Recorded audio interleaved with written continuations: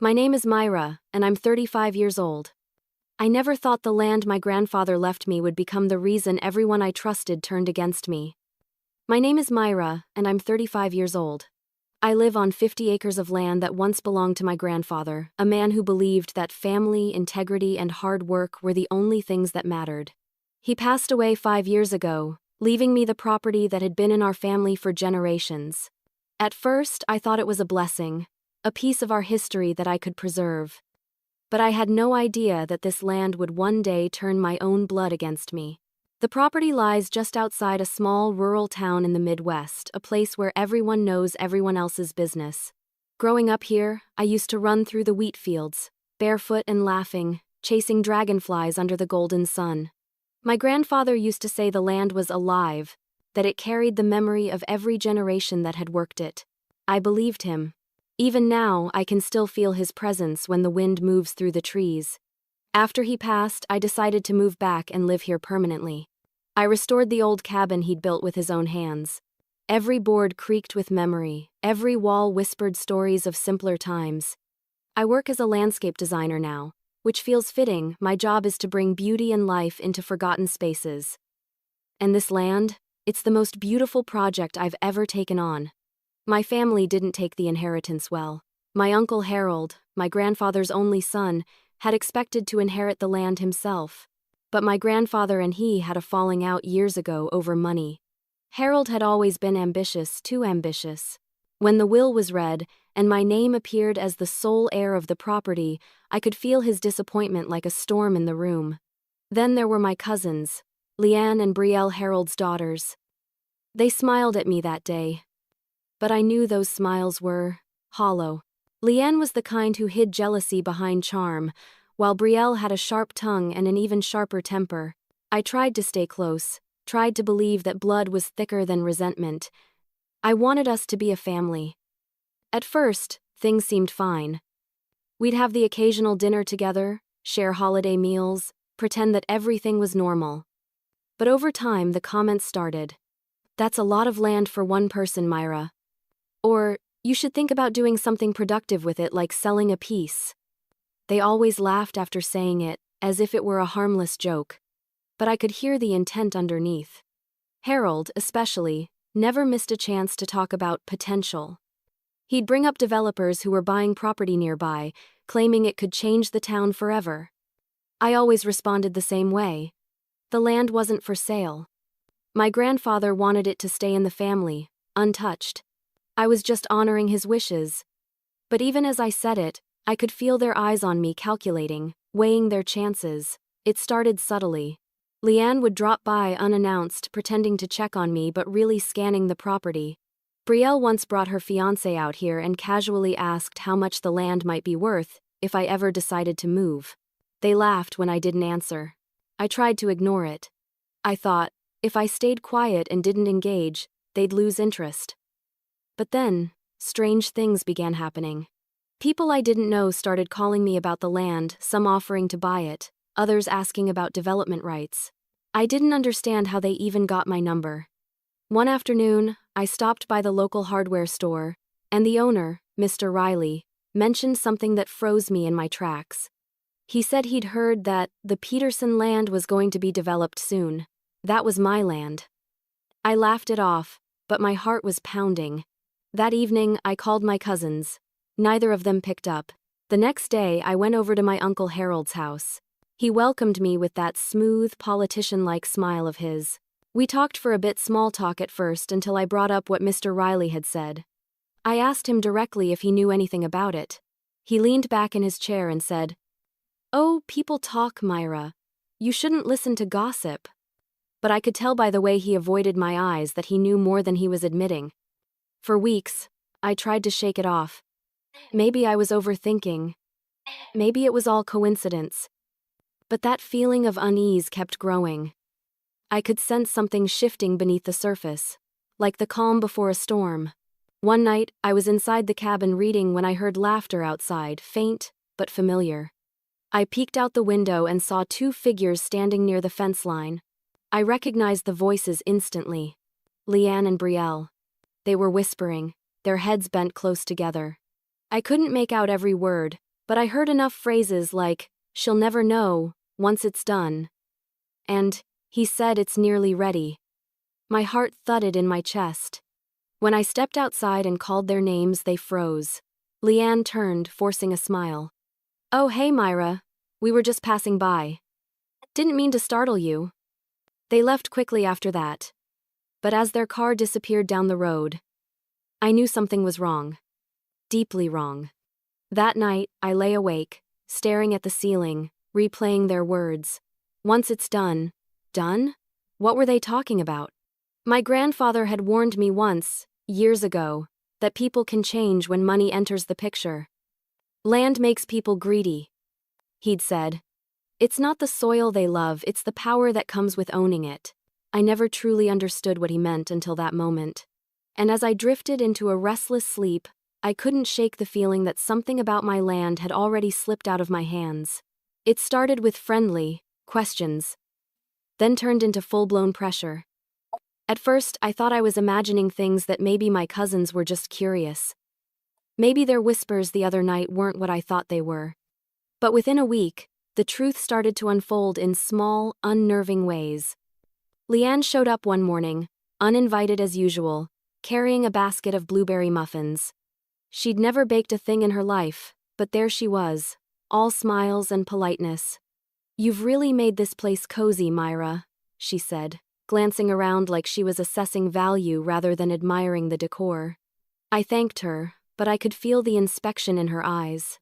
She sat down at my kitchen table, folded her hands, and started talking about how lonely it must be to live out here. Then she brought up the land, casually at first, like she was just making conversation. "You must get tired of maintaining all of it by yourself," she said. "It's a lot for one person." I shrugged and said it kept me busy. That's when her tone shifted. "You know, you could sell a few acres," she said lightly. "Nothing big, just enough to make life easier. You'd still have plenty left." I smiled. But my stomach tightened. "This land isn't for sale, Leanne," I told her. "Grandpa wanted it to stay in the family." She tilted her head, her smile never fading. "Exactly, in the family. That's why we should all benefit from it, don't you think?" Her words lingered long after she left, carried by the silence of the empty house. The next day, I started getting text messages from Brielle. Links to real estate listings, news articles about property booms, and comments like, "You're sitting on a fortune, Myra. Why not take advantage of it?" I ignored them at first, but she kept sending more, each one a little pushier than the last. By the end of the week, I was done being polite. I called Uncle Harold and told him I wanted to talk face to face. He invited me to a dinner, insisting it was just a family chat. When I arrived at his house, the dining table was already set, candles lit, everything looking far too deliberate. Harold had always been a master of appearances, always pretending warmth when there was calculation behind every word. Leanne and Brielle were there too, both dressed like they were attending a business meeting instead of family dinner. We made small talk at first. Then Harold leaned back in his chair and said, "Myra, I've been thinking about your land." I froze, my fork halfway to my mouth. He went on, his voice smooth and confident. "Developers are looking to expand near the highway. Your property could be worth 10 times what it was when your grandfather was alive. Imagine what that money could do for all of us. We could build something meaningful, something lasting." Leanne chimed in, her tone dripping with practiced innocence. "We're not saying sell all of it, Myra. Just enough to make a difference for everyone. It's not fair for you to carry that burden alone." "It's not a burden," I said. "It's my home." Harold's smile faltered, just for a moment. Then he chuckled, shaking his head as if I were a stubborn child. "You're letting emotions cloud your judgment. Your grandfather wouldn't want you clinging to the past. Think about your future." "I am," I said quietly. "And this land is part of it." The room went silent. Then Harold leaned forward, his voice lower, colder. "You might regret that decision one day, Myra." I stood up, thanked him for dinner, and walked out. For a few days after that, I tried to go back to my routine, but something had changed. Whenever I went into town, I could feel people watching me, whispering, "At the market, Mrs. Gordon, the grocer's wife, asked if I was really turning down $1 million offer. I stared at her in confusion. What offer? I asked. She just shrugged and said, "That's what everyone's saying." That night when I checked my mailbox, I found 3 envelopes waiting for me, all from different real estate companies, all offering to buy my land for prices that didn't even make sense. I sat on the porch, reading through each one. Every letter used the same phrases: exciting opportunity, life-changing deal, urgent interest in your property. It was too coordinated to be random. Someone had told them to come after me. And I didn't need to guess who. 2 days later, I was walking the edge of my field when something caught my eye, a wooden stake sticking out of the soil, wrapped in orange tape. I knelt down and saw numbers written in black marker. I'd seen markers like that before, back when I worked on landscaping contracts. They were used for surveys. Someone had been out here, measuring my land. No one had asked for my permission. My pulse quickened as I yanked the stake out of the ground. Whoever was behind this wasn't just trying to pressure me anymore, they were moving forward as if they already owned it. I called Harold immediately. No answer. I tried Leanne and Brielle, same thing. Then, 5 minutes later, my phone buzzed. A message from Leanne. "Maybe it's time you listened to reason, Myra. Don't make this harder than it has to be." I stared at the screen, my fingers trembling. The sun was setting, the sky bleeding orange over the horizon, and the land around me felt suddenly smaller, like it was closing in. That night, I barely slept. Every creak of the cabin, every rustle of the trees outside made my heart race. I knew something was happening behind my back. Something big. The next morning, I called my lawyer. Because one thing had become very clear: this wasn't just family drama anymore. This was a fight. And when I pulled that surveyor's stake from the soil, I knew one thing for certain. They were coming for what was mine, but I wasn't going to let them take it. The betrayal began with whispers and papers I never signed. The next morning, I woke up with a knot in my chest that refused to loosen. I couldn't shake off the image of that surveyor's stake buried in my land like a silent threat. Whoever placed it there had crossed a line, my line. So I decided to get answers the proper way. I drove straight to the county records office in town, determined to find out who was meddling with my property. The office smelled of old paper and dust, its walls lined with filing cabinets that looked like they hadn't been touched in decades. I approached the clerk, a kind woman named Marcy who'd known my family for years. "Morning, Myra," she said, smiling. "What brings you in?" "I need to check something about my property records," I told her. "I just want to make sure nothing's been changed." Her smile faded a little, but she nodded and went to look it up. It took a few minutes. She typed, frowned, then clicked through her screen again. When she looked up, her face had gone pale. "Myra," she said carefully, "it looks like there's a transfer request pending on your land title." I blinked, not fully understanding. "A what?" "A property transfer," she clarified. "Filed last week. It's still under review. But the documents, they have your signature." My heart nearly stopped. "That's impossible," I said. "I haven't signed anything." Marcy turned her monitor so I could see. There it was, my name. My signature, clear as day. The curves. The slant, it looked exactly like mine. I stared at it in disbelief. My mouth went dry. "That's not me," I whispered. She lowered her voice. "Myra, you might want to get a lawyer involved before this gets processed any further." I thanked her and left the office, my hands shaking so badly I could barely start the car. The drive back to my cabin felt endless, my thoughts tangled in fear and rage.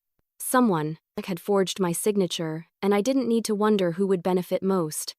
The moment I got home, I called my lawyer, Mrs. Denham. She'd been handling my grandfather's estate years ago and was one of the few people I still trusted. When I told her what happened, she immediately scheduled a meeting. "Bring everything you have," she said firmly. That afternoon, I sat across from her in her office, my nerves stretched thin. She reviewed the scanned documents Marcy had emailed over, studying them with narrowed eyes.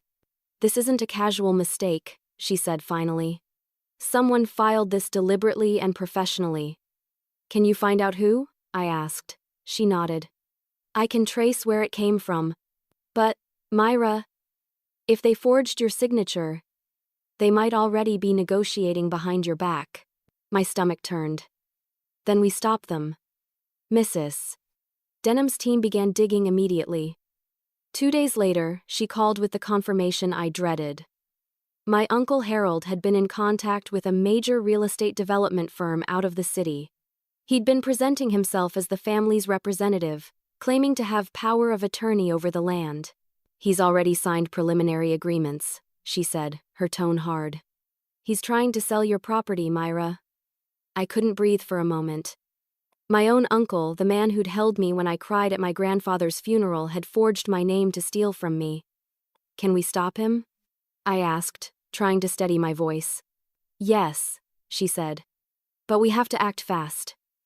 If this sale goes through, it'll take months, maybe years to reverse it. We filed a legal hold that same day, freezing any transfers on the property. But even as we took action, I couldn't shake the feeling that Harold wasn't working alone. That evening, I drove past his house. His truck was in the driveway, and the lights were on. I parked across the street, hidden by the shadows of an oak tree. Through the window, I saw him sitting at the table with Leanne and Brielle. Papers were spread out in front of them. Leanne was smiling, tapping her pen. Brielle laughed at something Harold said, raising a glass of wine. It wasn't a family dinner.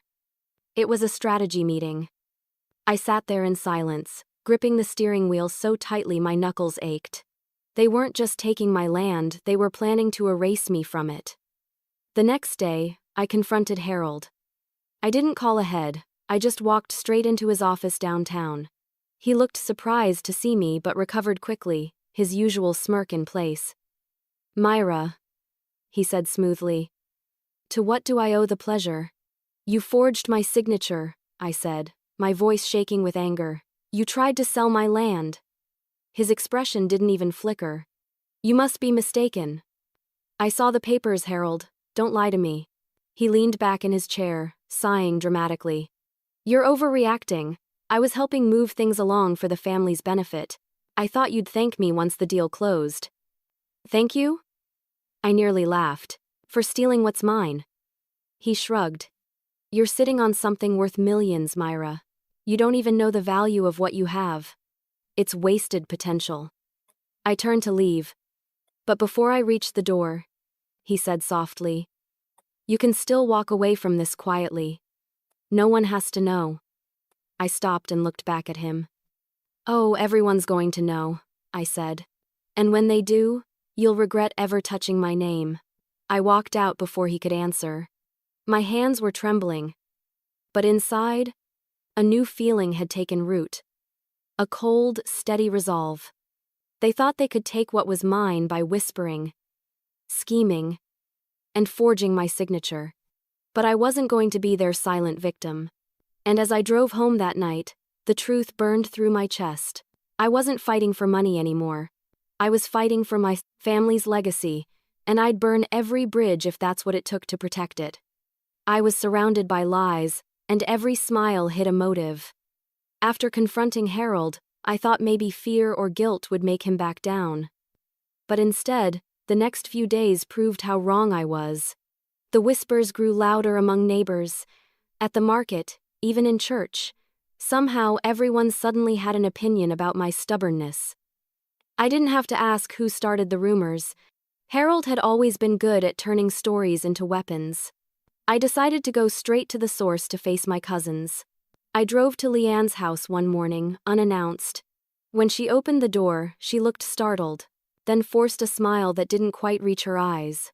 Myra. What a surprise. Come in.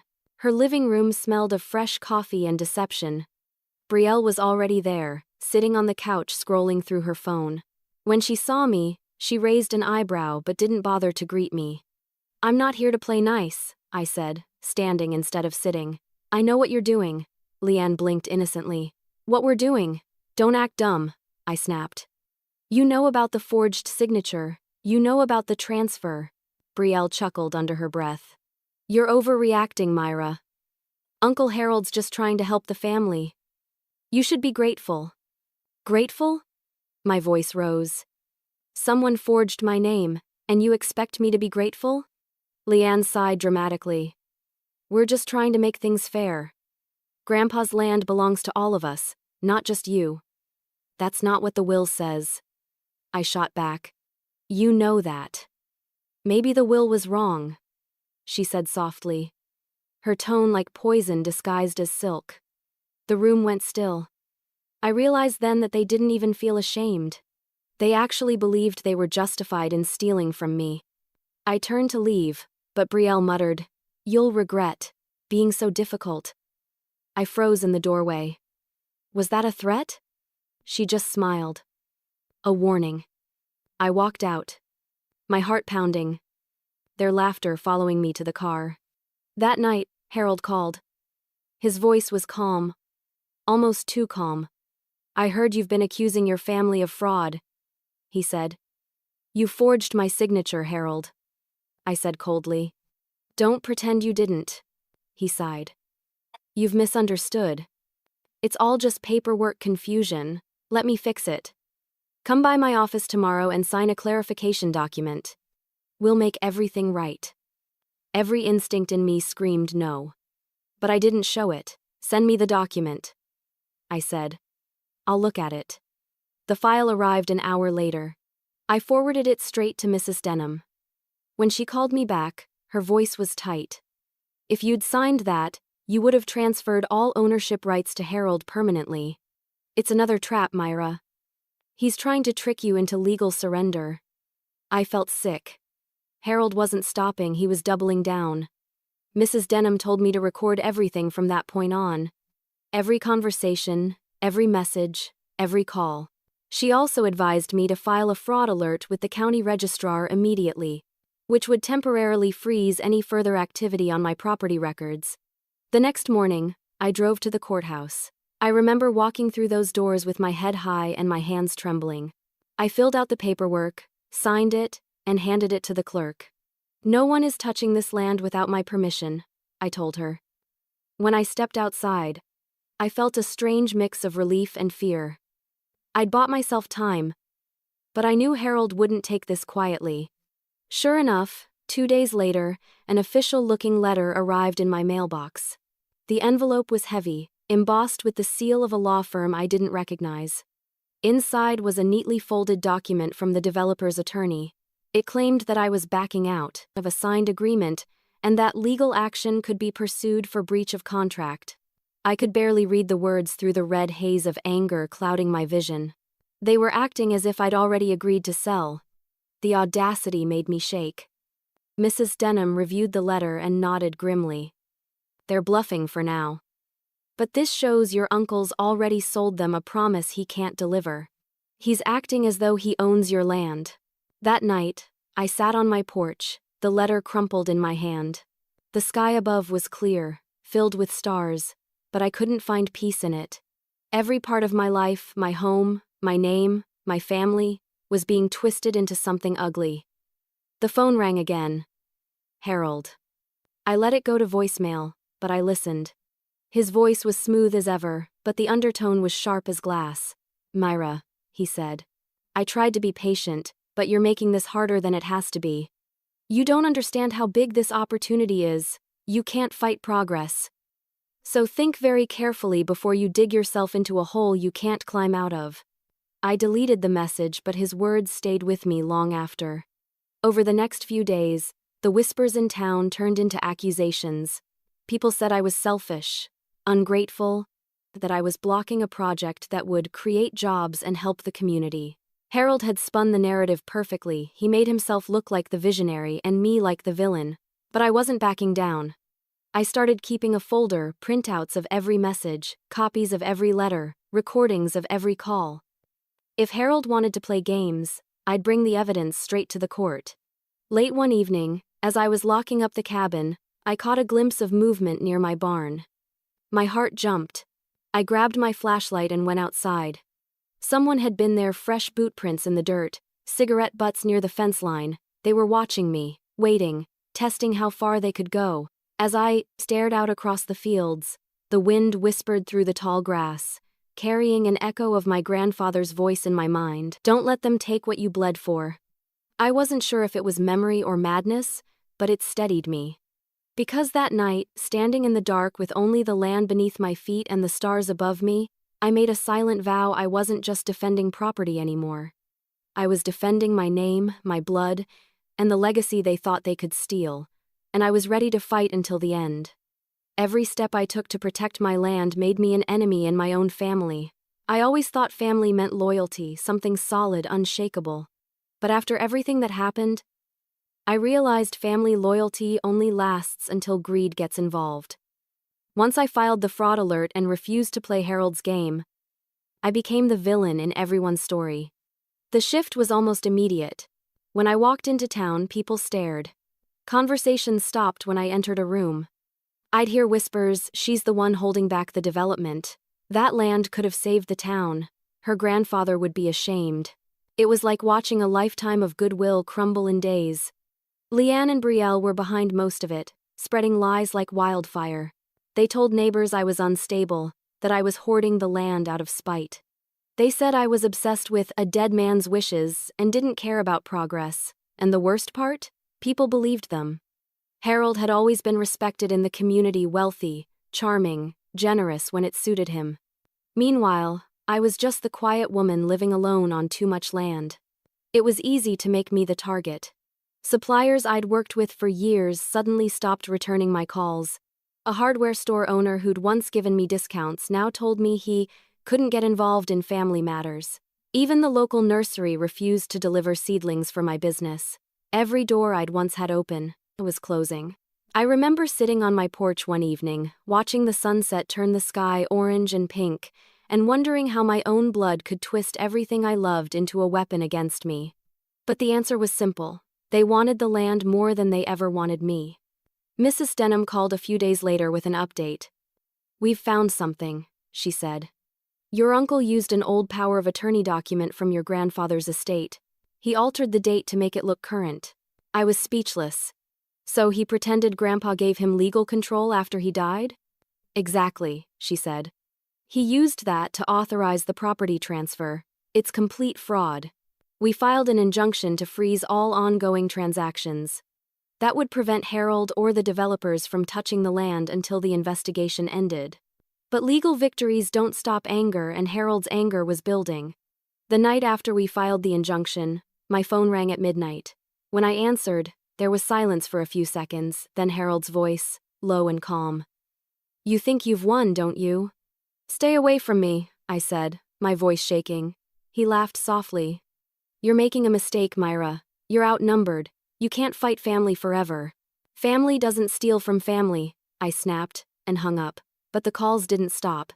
Some nights it was just heavy breathing. Other times I'd get texts from unknown numbers, messages like, "You'll regret this," or "You can't keep it forever." I reported them to the sheriff, but without proof, there wasn't much he could do. A few mornings later, I woke up to find my mailbox ripped off its post. My fence gate was hanging open, tire marks cutting through the grass. It wasn't a coincidence. I called the sheriff again, but he only shrugged. "Probably kids," he said. "I'll keep an eye out." I could tell he didn't believe me, or maybe he didn't want to believe me. Harold's influence ran deep. That night, I installed cameras around the cabin. I wasn't taking chances anymore. Then I started documenting everything. The phone calls, the vandalism, the gossip. I wrote down times, dates, and details. Mrs. Denham told me to keep a complete record. "You're building a wall of truth," she said. "And sooner or later, it'll be the only thing standing between you and them." But every step I took to protect myself made things worse. When people saw the cameras, they said I was paranoid. When I refused to attend family gatherings, they said I was unstable. Harold made sure everyone thought I was the problem. A few weeks later, I found graffiti sprayed on my barn door. Big red letters spelling out SELLIT or "Lose it." My hands trembled as I stared at it, my throat dry, my mind screaming for answers. I called the sheriff again, but by the time he arrived, the paint was half washed away by the rain. No evidence, he said, shaking his head. Could have been anyone. That was the night I realized I was on my own. I stopped answering unknown calls. Stopped opening my gate to anyone without an appointment. The once peaceful land that used to make me feel safe now felt like a battlefield.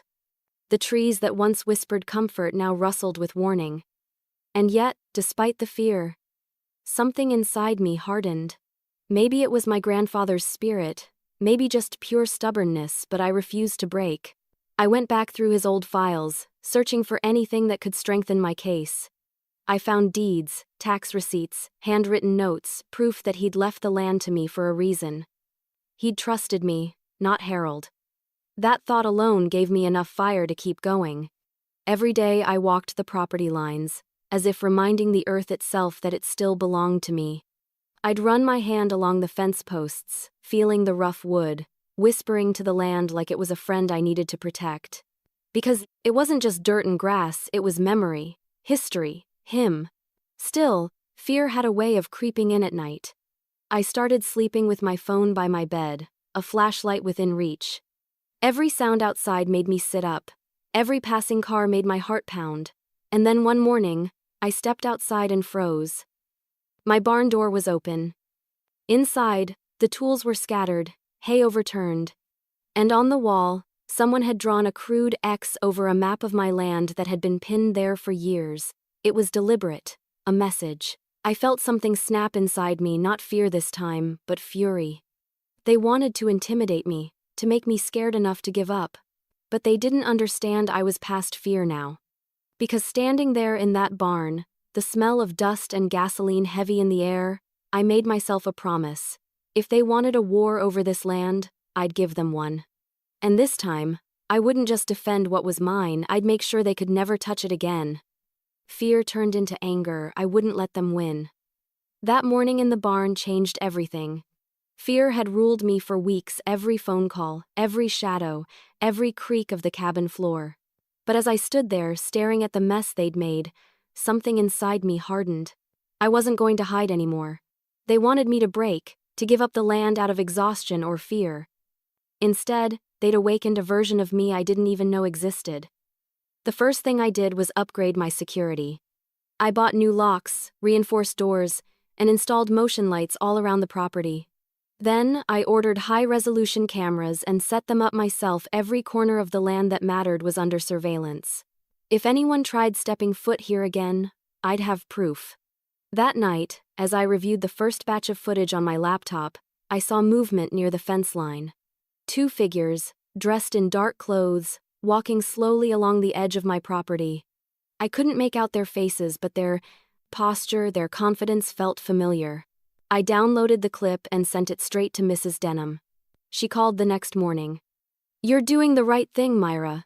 Keep everything documented. Don't engage with them unless you have to." But I wasn't satisfied with just defending myself. I wanted to understand why they were so desperate. I started going through my grandfather's old files again, the ones I hadn't touched in years. Boxes full of letters, tax papers, and legal documents filled the small office he used to keep in the cabin. Late into the night, I went through every page, hoping for something, anything that could give me leverage. And then I found it. It was a small, sealed envelope tucked inside one of his old ledgers, with my name written across it in his handwriting. My heart skipped as I opened it carefully. Inside were a letter and a folded document. The letter was written in his familiar, neat cursive. "Myra, if you're reading this, it means you're the last one standing between this land and those who would destroy it. I know my son better than he knows himself. I've taken precautions. This land isn't just yours, it's protected. Trust the papers enclosed, and trust yourself." My hands trembled as I unfolded the document. It was a deed amendment, a legal transfer that placed the land into a private trust my grandfather had created before his death. The trust made me the lifetime beneficiary, but it clearly stated that the property could never be sold or transferred without my explicit consent, not even by a relative. I sat there, staring at it, tears forming in my eyes. He had known this would happen. He'd seen the greed in his own family long before I ever did. The next morning, I took the papers straight to Mrs. Denham. She examined them with wide eyes. Myra, she said, her voice rising slightly. This changes everything. This trust is airtight. Even if Harold forged a dozen signatures, none of it matters if the land is under this protection. Does Harold know about it? I asked. She shook her head. Doubtful. If he had, he wouldn't have gone through all that trouble. This is your trump card. For the first time in months, I smiled. Then it's time we used it. We spent the next few days verifying the document's authenticity with the county records. They were legitimate, filed years ago, and legally binding. Mrs. Denham began drafting the paperwork to assert my rights as the sole trust holder. But instead of telling Harold right away, I decided to keep it quiet. Let him think he was still winning. If he believed I was cornered, he'd slip up. And I wanted him to. Over the next week, I played along. I didn't respond angrily to his provocations or the gossip spreading around town. When Leanne called to check in, I acted defeated. I told her things were getting complicated, that I might have to consider my options. She took the bait instantly. I knew you'd come around, she said smugly. Dad will be so relieved. That same night, I received another text from Harold. Dinner at my office tomorrow? Let's talk about finalizing things. Perfect. I showed the message to Mrs. Denham. And she nodded. Record everything. Don't sign anything. Let him talk himself into a corner. The next evening, I arrived at Harold's office. He greeted me with a grin that made my stomach turn. Papers were spread neatly across his desk, just like before. Myra, he said warmly. I'm glad you've decided to be reasonable. We can make this transition smooth for everyone. I sat down quietly. I just want to understand what's going on, I said. What are these papers exactly? He leaned forward, lowering his voice. They're just formalities. You'll sign here and here, and once the sale's complete, you'll get your share. Enough to live comfortably forever. I looked at him carefully, pretending to hesitate. And this developer, they already think they own the land? He smiled wider. They will. They've already invested millions into prep work. You'll make them happy, Myra. You'll make me happy. I felt my pulse in my throat but forced a small nod. I'll think about it, I said softly. He reached across the desk, resting his hand over mine. You've always been sentimental, but one day, you'll thank me for this. I pulled my hand away and stood. Maybe, I said, but not today. That night, I sent the full audio recording to Mrs. Denham. His arrogance, his confession, it was all on tape. I stepped outside onto the porch when I got home, breathing in the cold night air. The land stretched before me, silent and strong, bathed in silver moonlight. For the first time since this began, I didn't feel afraid. I felt something else, power. The kind of power that comes from truth. Because now, I held the one thing my uncle could never manipulate or forge, the very proof that this land wasn't just mine. It was already beyond his reach, and he didn't even know it yet. Sometimes silence is the sharpest weapon. Once I had the trust documents in my possession, everything changed, but I didn't show it. Harold thought he still had control, and I wanted him to believe that for just a little longer. There's power in silence, in letting someone talk themselves into a corner while you quietly build the rope that will hang their lies. So, I started playing along. I replied to Harold's texts with short, polite answers. When he called, I let him talk about progress and opportunity, while I pretended to be uncertain. It wasn't easy. Every word he said made my blood boil, but I forced myself to stay calm. The goal wasn't just to stop him, it was to expose him. Leanne and Brielle noticed the change too. Leanne started dropping by again, this time with that smug little smirk she always wore when she thought she was winning. I knew you'd come to your senses, she said one afternoon. Dad always said you just needed a little push. I smiled faintly. Maybe you're right. Her eyes lit up. So, you'll sign? Soon, I said, watching her carefully. I just need to understand a few things first. She didn't realize that every conversation we had was being recorded. Every lie, every manipulation, it was all being preserved, piece by piece. Meanwhile, Mrs. Denham was preparing for the confrontation. She told me, "We're close to checkmate, Myra. Once he commits to one more lie on record, we can shut him down completely. Final negotiations," he called it. It would take place at a fancy restaurant in the city. He wanted me to feel out of place, small, intimidated. But I'd already decided how this meeting would end. The day of the meeting, I wore my grandfather's old watch, a small reminder of who I was fighting for. As I walked into the restaurant, Harold stood near the window, his suit perfectly pressed, his confidence practically radiating. The two developers beside him looked sharp and impatient, their briefcases resting on the table like weapons. "Myra," Harold greeted, standing to pull out a chair for me. "Glad you could make it. Let's get this finalized." I sat down slowly. "I'm just here to understand what I'm signing," I said softly. One of the developers smiled. "It's all straightforward. We've already reached an agreement with your uncle. Once you sign, the land will officially transfer, and you'll receive your compensation." "Agreement?" I repeated, pretending to be confused. "I didn't sign anything." Harold cut in smoothly. "You authorized me to act on your behalf. Remember? We discussed this months ago." I tilted my head. "Funny, I don't recall that." The developer frowned slightly. "Wait, you didn't authorize him?" Harold's smile wavered. "Of course she did. We're family. This is just a formality." I leaned forward. "Then maybe you can explain this," I said, sliding a copy of the trust documents across the table. "Because according to this, the land has been under my name through a private trust since before my grandfather passed. Which means you never had the right to negotiate anything." The room went silent.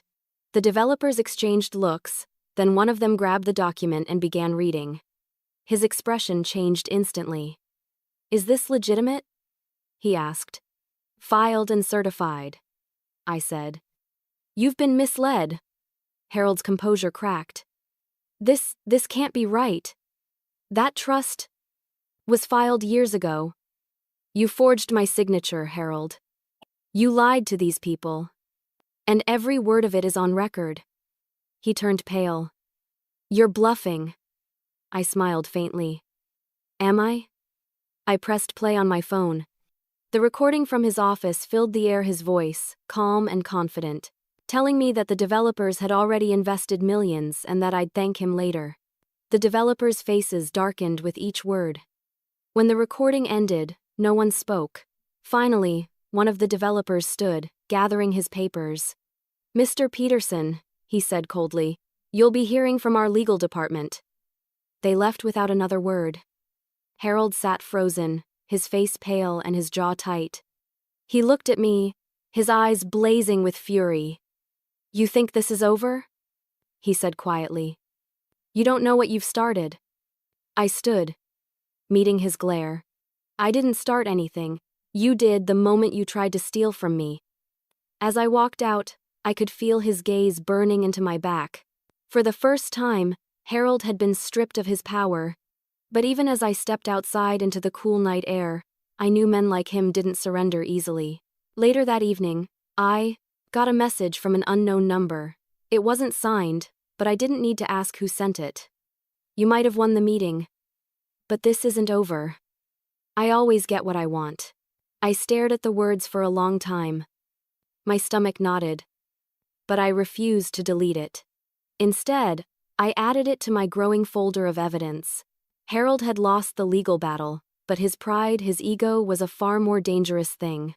That night, I sat on my porch, the moonlight spilling over the fields. The land was quiet again, but not peaceful. I knew that silence, the kind that comes before another storm. Still, despite the tension crawling under my skin, I couldn't help but smile. Because for once, I was no longer reacting, I was in control. I glanced at the stack of trust papers beside me, my grandfather's signature shining faintly in the light. I whispered into the still air, "You protected me even after you were gone." And somewhere deep inside, I could almost hear his voice again, steady, proud, and calm. Because though Harold thought he could threaten me back into submission, he didn't realize the truth, yet his power was gone. And soon, his reputation would follow. His threats weren't just words, they were a promise of war. After the meeting with the developers, I thought maybe, just maybe, Harold would finally back down. I had exposed his lies, ruined his deal, and proved that the land was untouchable. But men like my uncle don't just give up when they lose control, they double down. And Harold was no exception. It started subtly. A few days after the confrontation, I found an envelope on my porch. No return address, just my name scrawled in black ink. Inside was a note typed on plain white paper. You can't hide behind paperwork forever. Everyone has a price. I didn't show it to anyone at first. I just folded it up and placed it in my evidence folder. But I couldn't deny the chill it sent down my spine. That night, I heard a noise. Outside around midnight, a rustling, then the faint crunch of footsteps near the barn. I grabbed my flashlight and stepped onto the porch, heart hammering in my chest. The beam of light swept across the yard, but whoever had been there was gone. Only fresh boot prints remained in the mud near the fence. I sent the footage from my security cameras to Mrs. Denham the next morning. We need to involve the sheriff, she said firmly. But when I showed the evidence to Sheriff Gage, he barely glanced at it. You don't have any clear faces, he said. Could be anyone, probably kids messing around. Kids don't leave threatening notes, I said. He sighed, rubbing the back of his neck. I'll keep a patrol car nearby for a few nights, but that's all I can promise. It was obvious, Harold's influence reached further than I'd realized. 2 nights later, something worse happened. My dog, Jasper, didn't come when I called him inside. I searched the property for hours, calling his name until my throat burned. When I finally found him near the woods, he was limping. His fur matted with blood. Someone had cut through the fence to get to him. He was alive, thank God, but barely. I sat on the floor of the vet's office, shaking with anger and fear as the vet treated him. Jasper had always been my protector, my companion. Hurting him wasn't just cruelty, it was a message. When I told Mrs. Denham, she went silent for a long moment before speaking. Myra, this isn't just intimidation anymore. He's escalating. I know, I said, my voice barely above a whisper. And he won't stop until he breaks me. The next day, the harassment went public. Leanne began posting cryptic messages on social media, vague enough to avoid legal trouble, but pointed enough that everyone knew they were about me. Some people destroy families over dirt, she wrote. Another post said, greed runs deep in some bloodlines. Within hours, people in some town were gossiping again. Customers who'd slowly started returning to my landscaping business after the legal battle now began canceling projects. One even sent me a message saying, Sorry, Myra, I can't afford to get caught up in whatever's happening between you and your family.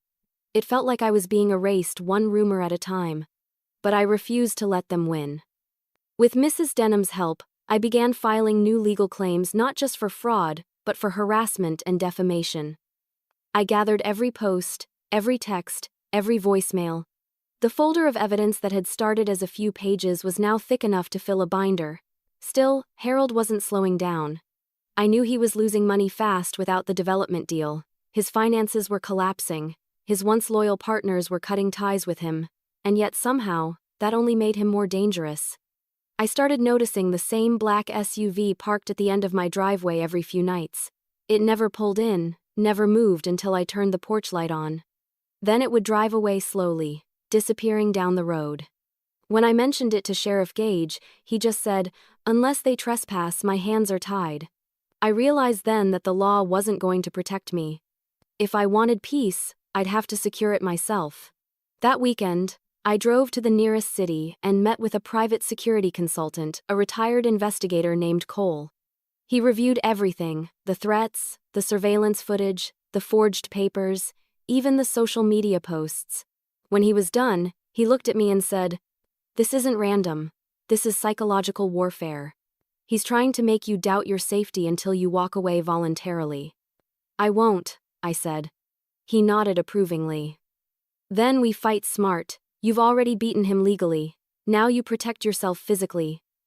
Cameras, locks, motion alarms, all of it. Make your property a fortress. And document every single thing that happens. By the time I returned home, I felt stronger. I installed floodlights, new motion sensors, even an extra camera near the fence line. I refused to be driven off the land that was rightfully mine. But as I looked out over the fields that night, the moon hanging heavy and bright above, I couldn't ignore the truth. I was tired. The constant tension, the fear, the sleepless nights, it all weighed on me like a second skin I couldn't shed. I poured myself a cup of tea and sat by the window, watching the light from the porch lamps flicker across the grass. For the first time in a long time, I allowed myself to cry, not from weakness, but from release. Because I knew what came next would require every ounce of strength I had left. I wasn't just fighting to keep my land anymore, I was fighting to keep my sanity. And as I wiped the tears from my face, I made myself one final promise. If they wanted a war, they'd get one, but this time, I'd fight it on my terms, with a move no one in my family would ever see coming. His threats weren't just words, they were a promise of war.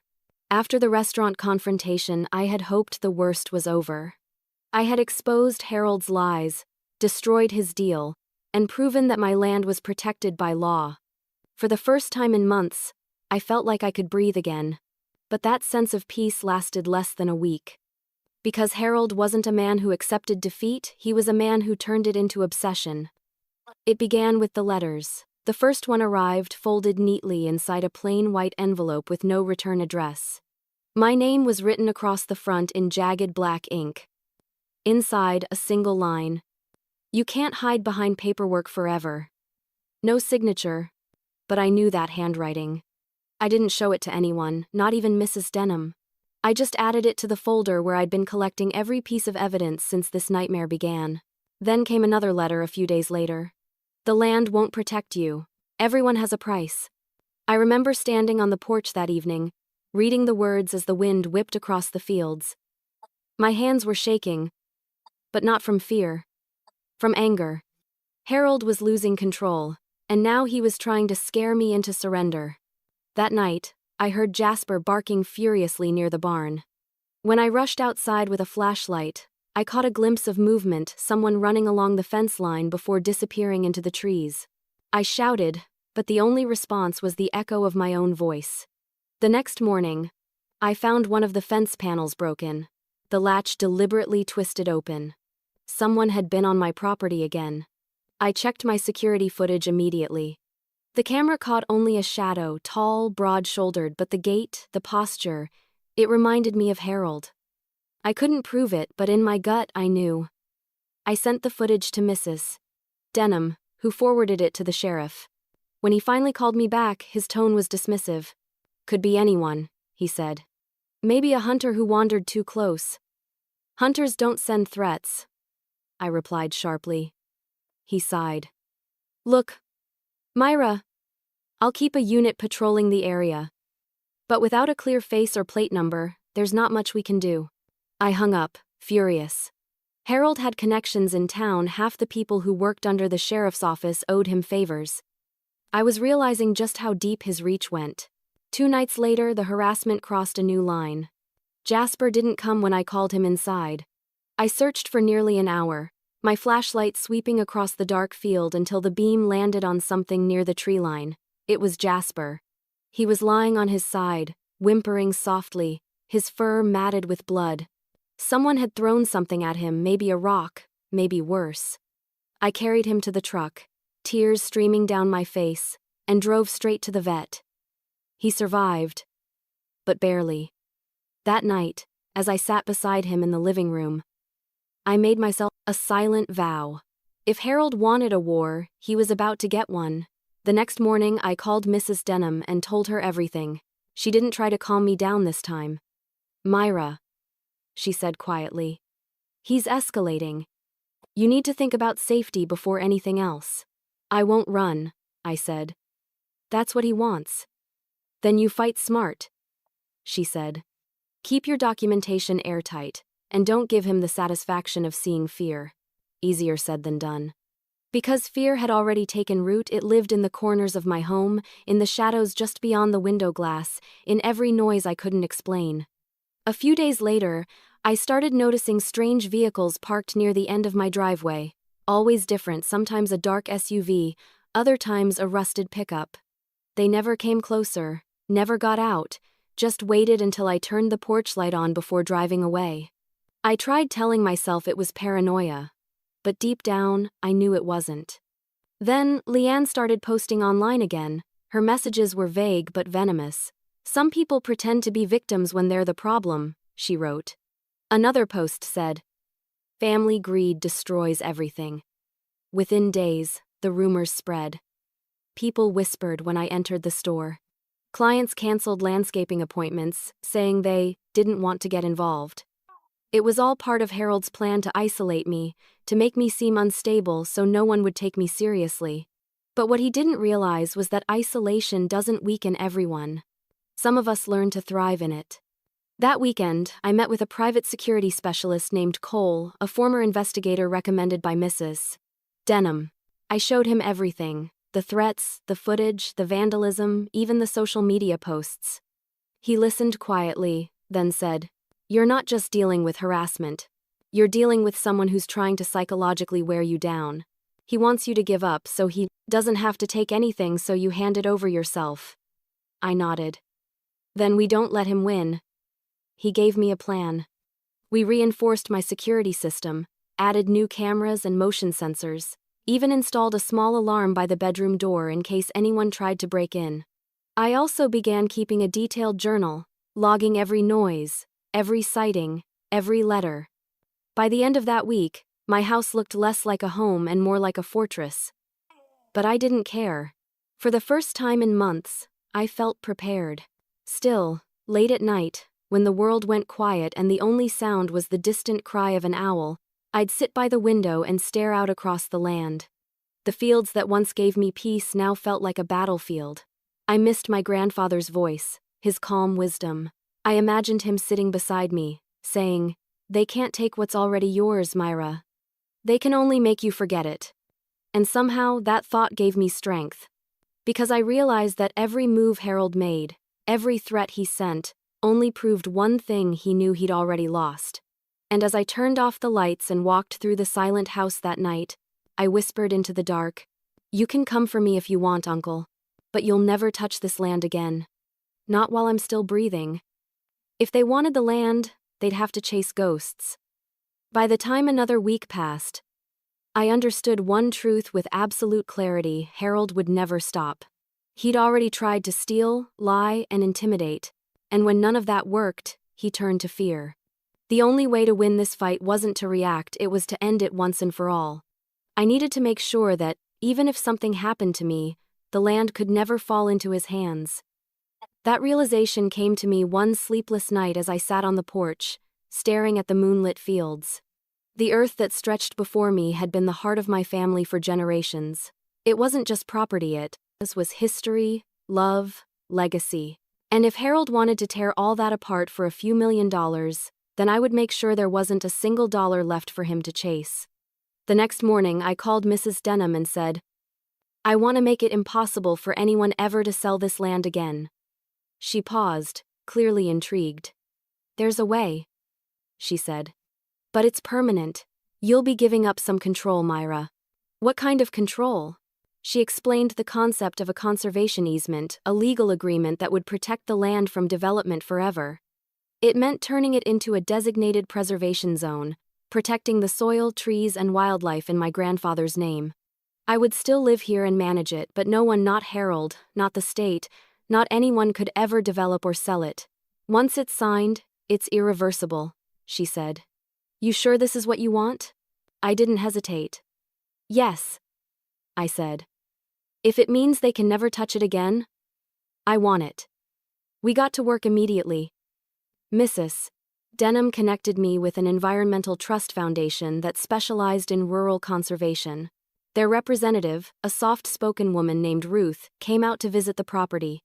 She walked the fields with me, listening as I told her about my grandfather, his values, his dreams, and the way he always said, "The land will outlive us all."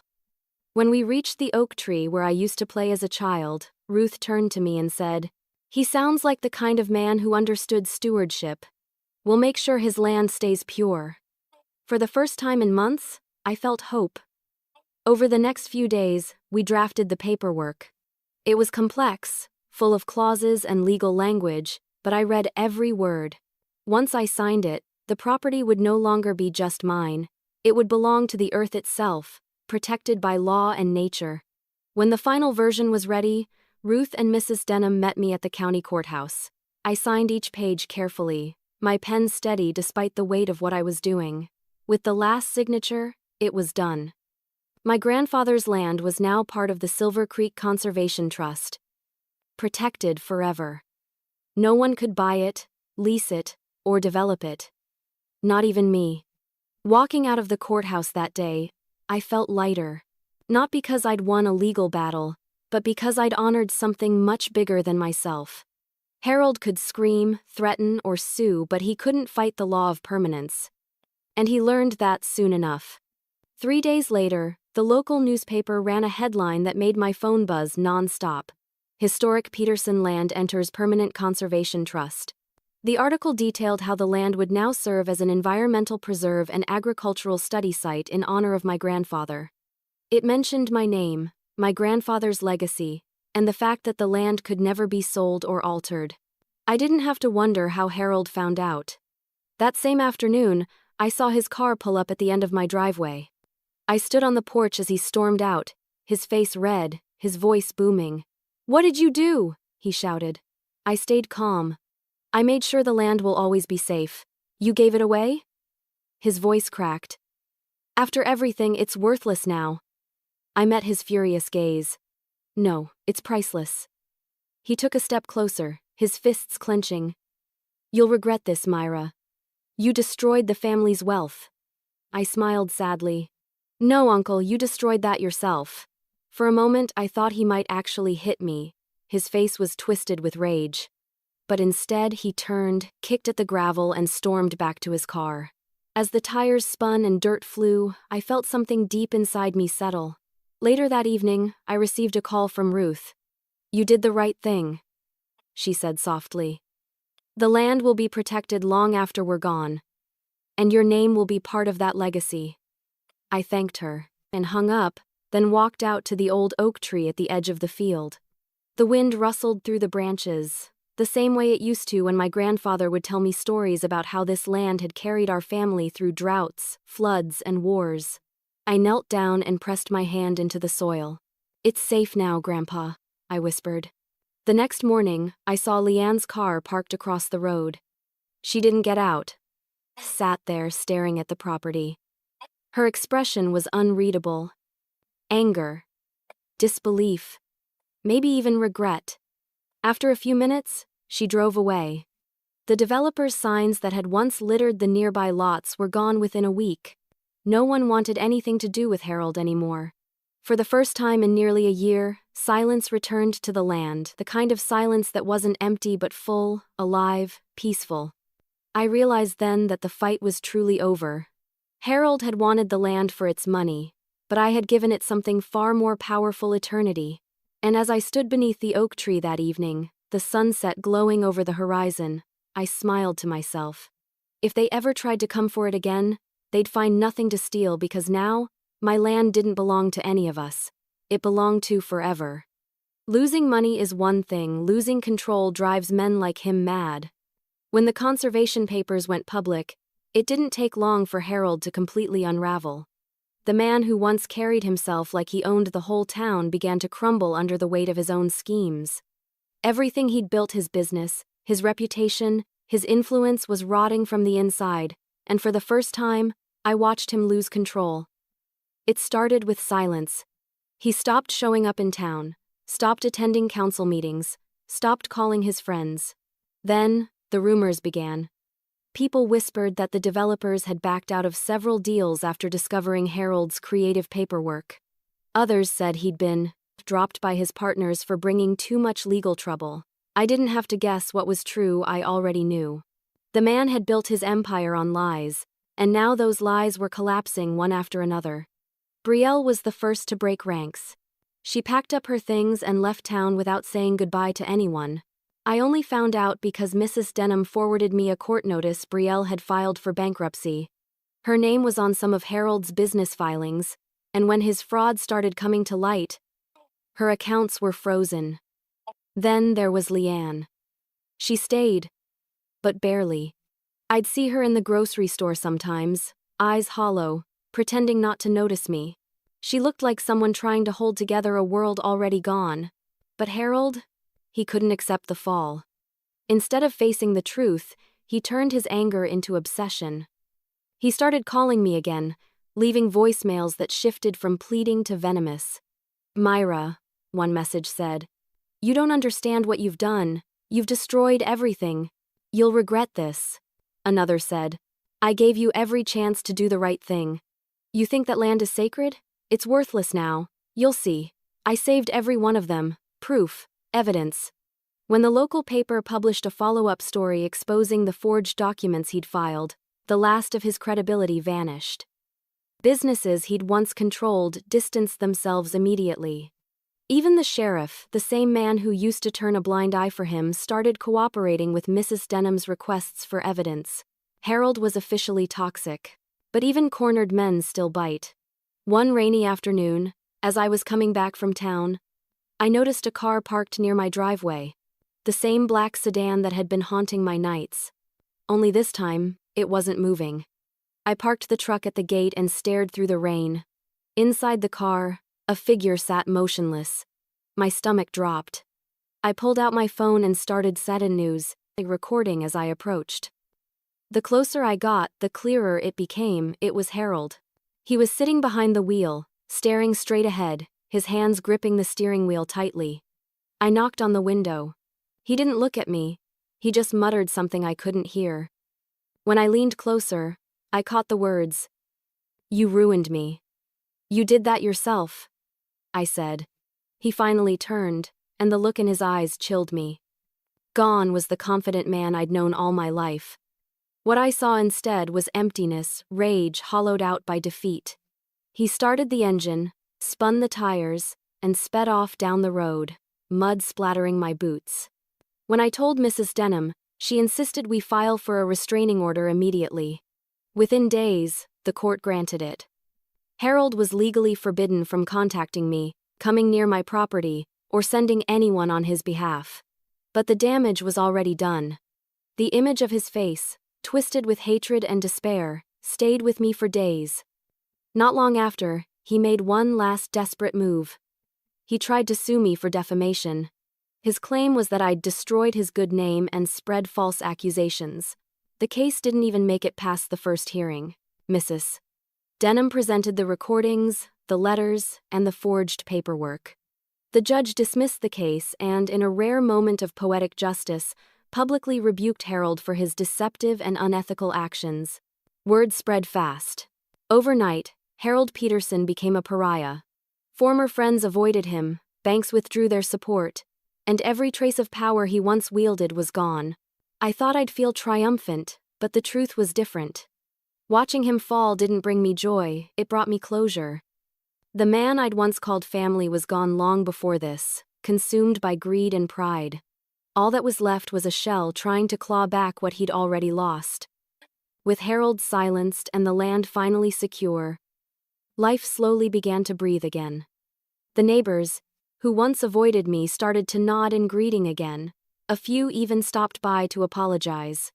They admitted Harold had convinced them I was unstable, that I was hoarding resources. "I should have known better," one of them said. "Your grandfather trusted you for a reason." It didn't erase what they'd done, but it helped. Little by little, my name began to heal. My business picked back up too. I started getting calls from clients in nearby towns who'd heard about how I'd saved my family land. The story spread farther than I expected. But the biggest shift came from within. The constant fear that had gripped me for months began to fade. The house no longer felt like a cage, it felt like home again. The silence that once frightened me now wrapped around me like a blanket.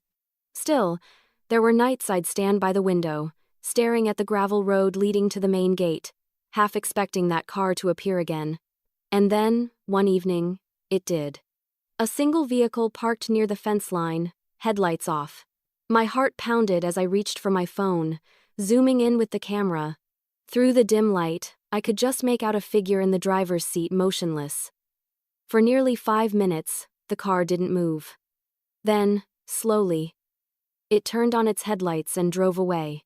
I never saw the plate, but I didn't need to, because as the taillights disappeared into the night, I knew it was Harold, and even stripped of everything, he wasn't done with me yet. Not by a long shot. The man who once smiled across my family table now stalked me from the shadows. The car didn't return for several nights after that first sighting, but the silence it left behind wasn't comforting, it was heavier. It felt like the calm before a storm. Like the air itself was holding its breath. I'd wake up some nights certain that someone was outside, watching, waiting. For a while, I tried to tell myself I was imagining things, that maybe paranoia had settled too deep. But the proof came soon enough. One morning, I went out to check my mail and found the envelope sitting half hidden behind the post, damp from the night air. Inside was a single sheet of paper with 4 words scrawled in block letters.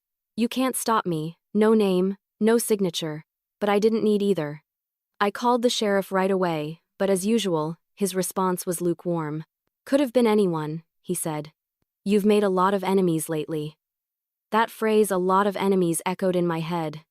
I didn't have enemies. I had one, and he shared my last name. After that, I stopped pretending I wasn't in danger. I reinforced the locks, added more cameras, and asked my security consultant, Cole, to check the footage regularly. I also told Mrs. Denham everything. "If something happens to me," I said, half joking, half serious, "you'll know where to start." She didn't laugh. "Don't say that, Myra. He's desperate, but he's not untouchable anymore. But desperation can make a man unpredictable." A few nights later, Jasper began barking frantically again, his growls echoing through the dark. I grabbed the flashlight and ran outside. The beam of light caught movement by the fence, someone running. I shouted, "Stop!" and took off after them, but by the time I reached the edge of the property, they were gone. When I looked down, I saw the tracks' fresh boot prints in the mud, the same size and shape I'd seen before. I didn't sleep that night. I just sat by the window, staring into the darkness, waiting for something I couldn't see. 3 days later, everything came to a head. Mrs. Denham called early in the morning. "You need to come to my office immediately," she said, her voice tense. When I got there, she was standing with a police officer I didn't recognize. "We caught him," she said. "Your uncle." I felt my knees weaken. "What do you mean, caught him?" The officer explained that Harold had been arrested the night before. Someone had broken into Mrs. Denham's office after hours. When the security alarm went off, the police found Harold inside, rifling through her file cabinet. He wasn't looking for money. He was looking for my documents. "He tried to steal the trust papers," Mrs. Denham said. "He told the arresting officer he wanted to destroy them to make things right." I sat down slowly, my hands trembling. I didn't know whether to laugh or cry. The man who had once prided himself on being untouchable had been caught breaking into a lawyer's office like a common criminal. The evidence was overwhelming. His fingerprints were everywhere. The security footage showed him entering through a back window with a crowbar, muttering to himself. When they asked him why he did it, he reportedly said, "That land was mine. It was always supposed to be mine." The case moved fast after that. Within a week, Harold was charged with breaking and entering, attempted destruction of legal documents, and multiple counts of fraud. I attended every court hearing. I sat there quietly, watching him avoid my gaze, his once proud posture now slumped under the weight of reality. He looked smaller, somehow shrunken by his own obsession. Leanne showed up to the first hearing but didn't stay long. Brielle didn't come at all. They both released statements publicly distancing themselves from him. "We had no part in our father's actions," Leanne wrote. "We're devastated by what he's done." For the first time in my life, I felt pity for her. Maybe she'd finally seen the monster that had raised her. When the verdict came, Harold was sentenced to several years in prison. The judge's words were sharp. "This court sees no remorse, only entitlement. You violated the trust of your family and the law for personal gain." As he was led away, Harold turned toward me, his face pale and drawn, his lips moved, forming silent words. Couldn't hear them, but I could read them easily. "This isn't over." I didn't flinch. I just looked him in the eye and said softly, "Yes, it is." Afterward, I drove straight to the cemetery and stood by my grandfather's grave. The grass had grown tall around the headstone, the engraving weathered but clear. I knelt down and placed my hand on the cool stone. "It's done," I whispered. "You were right about him. You always were." The breeze moved through the trees, carrying with it the faint scent of pine and soil. For the first time in a long time, I felt peace. Not joy. Not victory. Just peace. The kind that comes when the storm finally ends, and all that's left is silence. But peace can be fragile. A few days after Harold's sentencing, I got a letter in the mail. This one was signed. It came from the county jail. I didn't want to open it, but I did. Inside was a short, shaky note written in Harold's hand. "You may think you've won, but you'll never have peace. The land will curse you like it cursed me." I tore it in half and threw it into the fireplace. As the paper burned, I watched the flames twist and flicker, turning his final words to ash. I didn't believe in curses, but if there was one, it had already fallen on him, not me. The next morning, I woke up to sunlight pouring through the windows. The air smelled clean again. Jasper slept peacefully at my feet. For the first time in years, I didn't feel like I had to look over my shoulder.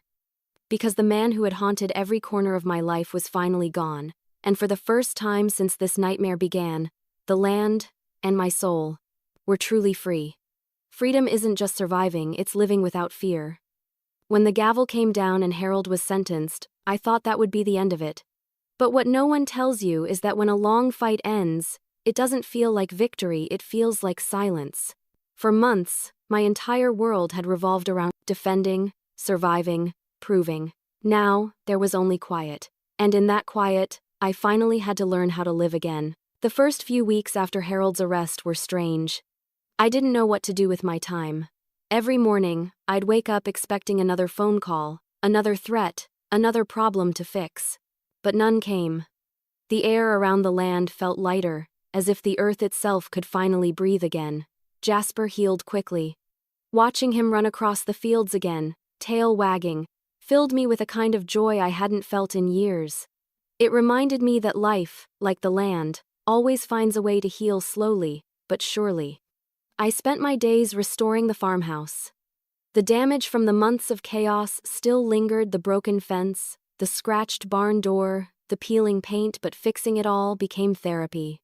Each nail, each brushstroke, each repaired wall felt like reclaiming a piece of myself that Harold had tried to break. One afternoon, as I was repainting the front porch, an older neighbor, Mrs. Gordon, stopped by with a basket of apples. She'd been one of the first to turn against me when the rumors spread. "I owe you an apology," she said, her voice quiet.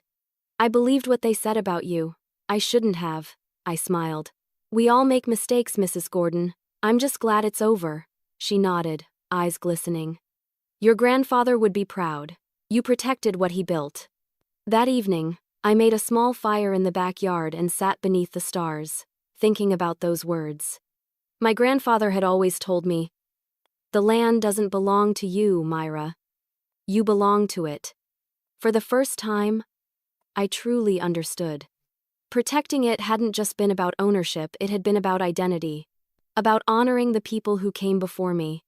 With the land now under the protection of the Silver Creek Conservation Trust, I began working with Ruth, the woman who'd helped me finalize the agreement, to plan community events. Together, we launched an annual planting day in my grandfather's name, inviting local families and students to plant native trees and flowers across the property. Watching children run through the same fields where I once played made the place feel alive again. The first year, only a few people showed up. By the next, dozens came. Teachers, farmers, even some of the neighbors who'd once sided with Harold. They brought shovels, seedlings, and stories. We laughed, we worked, and for the first time in so long, I felt like the land wasn't a battlefield, it was a home again. During that time, the local paper ran a story titled "The Woman Who Saved Silver Creek." It wasn't about Harold's downfall, it was about preservation, legacy, and the power of standing your ground. I didn't think much of it, But a week later, I started receiving letters from other landowners across the state. Some wanted advice on setting up trusts. Others just wanted to thank me for inspiring them to protect what was theirs. That's when I realized my fight had meant something more than survival. It had become a lesson for others and for myself. With the extra money I'd saved, I started a small foundation in my grandfather's name, offering guidance and small grants to local farmers who wanted to preserve their land. Mrs. Denham helped me set up the legal side, and Ruth joined as an advisor. We called it the Peterson Legacy Fund. It wasn't a big organization, not at first. But it grew quietly, steadily like roots spreading underground. Through it all, I found peace in simple things again, watching the sunrise over the fields, hearing Jasper bark at the morning breeze, smelling the rain-soaked soil after a storm. I even started journaling everything I'd been through. At first, it was for myself, a way to heal. But as the pages filled, I realized my story could help others. One afternoon, I mentioned the idea to Ruth. She smiled and said, "You should write it, Mayra. People need to hear stories like yours. Not just about the land, but about courage." The thought scared me at first. Telling the story meant revisiting every wound, every betrayal. But I also knew it meant reclaiming my voice, the one Harold and my cousins had tried to silence. A few weeks later, I started writing. I titled the first chapter, "The Land They Tried to Steal." Each night, I'd sit at my desk by the window, the scent of pine drifting in from the woods, and write about everything: the whispers, the fear, the nights I thought I'd lost everything. But I also wrote about strength, faith, and how sometimes the worst pain becomes the soil where resilience grows. It took me months to finish, but by the time I typed the last sentence, I felt lighter than I ever had before. Not long after, I received a letter from the Silver Creek Conservation Trust. They invited me to join their advisory board to help oversee rural preservation projects across the state. I stared at the letter for a long time, smiling through tears. It felt like everything had come full circle. Because freedom, I learned, isn't just the absence of fear, it's waking up every morning knowing that no one holds power over you anymore. And as the sun set over the land my grandfather left me, I finally felt that freedom in every heartbeat, every breath, every inch of soil beneath my feet. Every scar on that land told a story, and now, so did I. Time passed quietly after the chaos faded. Seasons changed like pages turning in a book, and I finally began to understand the rhythm of peace. The land healed faster than I thought it would, grass regrew over tire tracks, birds returned to the oak trees, and the silence that once haunted me became something sacred. It wasn't the silence of isolation anymore. It was the silence of peace, of roots growing deeper into the soil. I started receiving invitations to speak at community events, something I never imagined myself doing. Public speaking used to terrify me, but after everything I'd endured, fear didn't have much power over me anymore. The first event was a small gathering organized by the Silver Creek Conservation Trust. Ruth had asked if I'd share my experience with other landowners who were considering protecting their property. Standing at that podium, my palms sweating slightly, I looked out at the crowd, farmers, students, families, and said, "My name is Mayra Peterson." And I learned that sometimes the greatest battles aren't fought with weapons or money, but with patience, truth, and the will to protect what's sacred. As I spoke, I saw people nodding, some even wiping tears. I told them about my grandfather's lessons, about greed disguised as love, and about how I almost lost everything because I trusted the wrong people. But I also told them about strength, the kind that grows when you're standing alone, staring at the storm, and refusing to move. When I finished, the room was silent for a few seconds before erupting into applause. I wasn't sure I deserved it. But in that moment, I realized I had become something more than just the woman who survived her family's betrayal. I had become a voice, a reminder that integrity still mattered. After that day, more invitations followed. I traveled to nearby towns, schools, and community centers, sharing my story. Each time I saw familiar emotions in the faces of others: fear, resilience, hope. People told me about their own family disputes, their struggles to keep land that had been passed down for generations. My story gave them courage to fight back, to seek help, to stand firm. It wasn't about revenge anymore. It was about legacy. Back home, I kept tending the land the way my grandfather taught me, slowly, patiently, with care. The crops flourished again, wildflowers returned to the edges of the fields, and the air smelled sweet with new beginnings. The oak tree at the far end of the property, the one where I used to play as a child, became my quiet sanctuary. I planted a small garden beneath it, filled with lavender, daisies, and sage. It became a living memory of everything that had been lost and reclaimed. One morning, while watering the flowers, I noticed a familiar car parked at the far road. Leanne's. I froze for a moment, unsure what to expect. She didn't get out right away, just sat there, staring across the land as if she were trying to recognize something long forgotten. Finally, she opened the door and walked toward me, her steps slow and uncertain. "Myra," she said softly when she reached the fence. Her voice wasn't sharp or mocking anymore. It was fragile, worn down. "I heard about the speaking events. You've done a lot." I nodded cautiously. "I've been busy." She looked around, her eyes glistening. "It's beautiful out here. I forgot how much Grandpa loved this place." I didn't answer. After a long pause, she whispered, "I'm sorry. For everything." The wind rustled through the oak leaves, filling the silence between us. I wanted to say so many things to tell her how her betrayal still stung, how her silence had been just as loud as Harold's cruelty, but I didn't. Instead, I took a breath and said, "I forgive you, Leanne." Her eyes widened. "Just like that? Forgiveness isn't for you," I said gently. "It's for me." She nodded slowly, tears rolling down her cheeks. Without another word, she turned and walked back to her car. I watched her drive away until the dust settled, and only the sound of the wind remained. That night, I sat by the fireplace with my journal and wrote about the encounter. I realized that forgiving her didn't erase the past, it just freed me from carrying it any longer. Months later, I received an invitation from a university environmental department, asking if I'd be willing to collaborate on a preservation program for rural properties. They wanted to name it the Peterson Initiative. I was stunned. Me, a small-town woman who'd nearly lost everything, was being asked to help shape policy that could protect thousands of acres of land across the state. I accepted without hesitation. The first time I saw the program's logo, a small oak tree with deep roots spreading wide, I cried. It wasn't just my story anymore. It was my grandfather's, my family's, and every person who'd ever fought to keep something worth protecting. As the months turned into another year, my life settled into something steady and beautiful. The community that once shunned me now invited me to festivals, markets, and celebrations. Children from the local school visited the conservation area to learn about nature. Sometimes, I'd watch them run through the fields, laughing, their hands brushing through the tall grass, and I'd think this is what my grandfather wanted.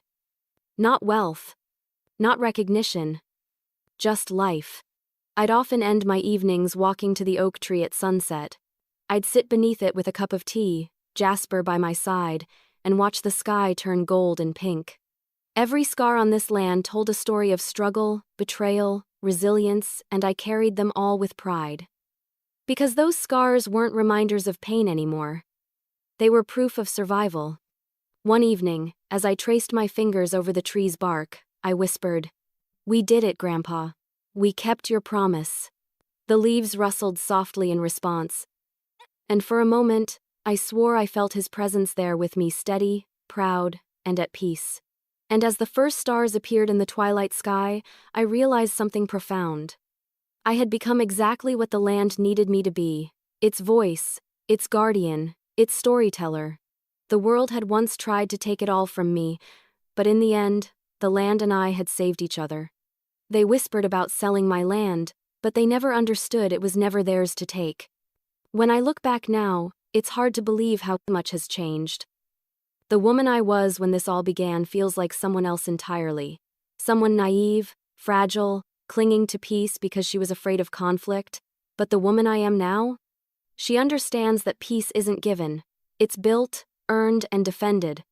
The land looks different these days, though maybe that's just me seeing it through new eyes. The fences are fixed, the the barn freshly painted, and the soil rich again after years of neglect. Wildflowers bloom where there was once vandalism and ruin. The air feels clean, the silence steady, the kind of quiet that speaks rather than haunts. Sometimes, when I walk through the fields, I still half expect to see Harold's car at the gate or hear my cousin's laughter on the wind. But all that's left now is memory ghosts that no longer have power over me. Harold remains in prison, his sentence reduced slightly for good behavior, though Mrs. Denham told me he rarely speaks. Leanne wrote me once more, saying she'd left town for good, that she wanted to start over somewhere far away. I never responded. Some chapters I've learned don't need closure, they just need to end. I've poured all my focus into the Peterson Legacy Fund and the conservation projects. Every time a farmer signs a preservation agreement because they heard my story, I feel like I'm passing forward the protection my grandfather gave me. His values are growing roots in other lands now, carrying his name quietly across the state. My book, the one I started during those long nights, was finally finished and published with the help of a local press. I titled it, Beneath the Oak Tree. It's strange seeing my own life bound between pages, knowing strangers will read about my pain, my rage, my victory. But maybe that's what stories are meant for, to remind others that they can stand their ground too. The first time I held the printed copy in my hands, I sat beneath that same oak tree where my grandfather once told me, "The land remembers who defends it."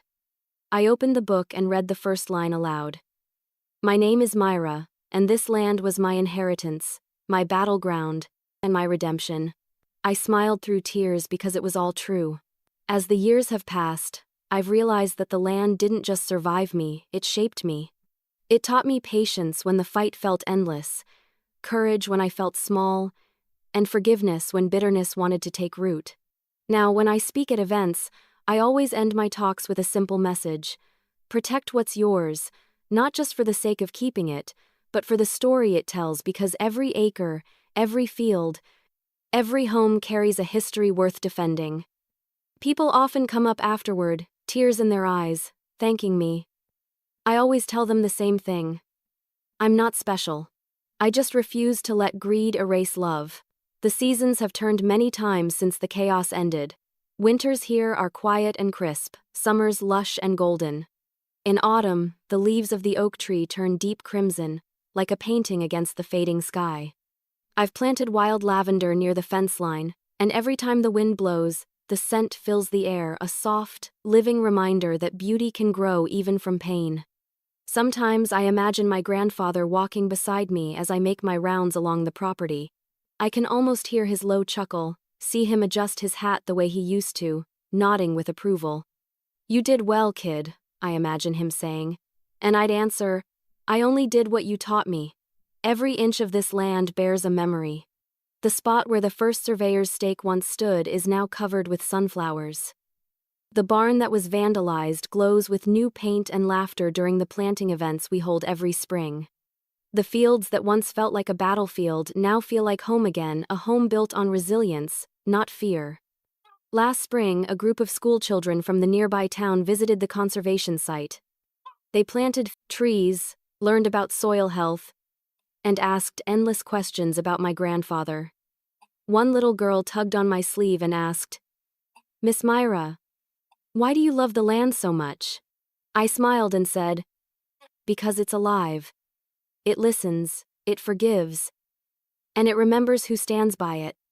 She thought for a moment, then nodded like she understood completely. Children always seem to understand things adults forget. When the day ended and the buses rolled away, I walked back to the oak tree, the sound of laughter still echoing across the field.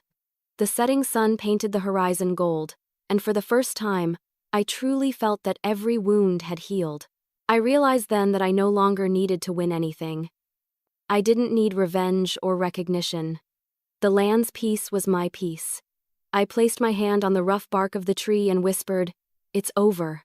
We kept it safe." The wind stirred the branches gently, as if the earth itself was answering back. The same whispers that once carried malice now carried peace. The same soil that had been stained with greed now held the roots of new life. And in that stillness, I finally understood what all of this had been for. They whispered about selling my land, but they never understood it was never theirs to take. It was my inheritance, my burden, my strength. And as the sun set over the horizon, I knew that this land, my land, would tell our story long after we were gone.